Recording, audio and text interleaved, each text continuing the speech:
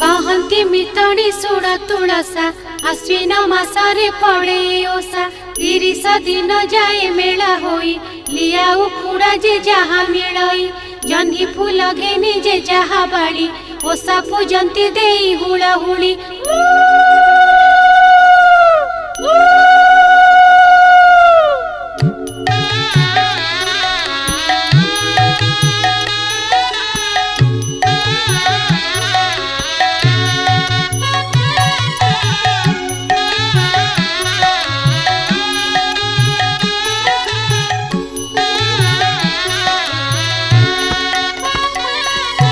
मंडंती अपूर्व जतन करी बाल झील माने होइण मेली हे ओसा कले कि मान हुए जहाँ मन शिव से फल पाए देहरे जेउ व्याधि मान थिब जन्ही ओसा कले भल होइब।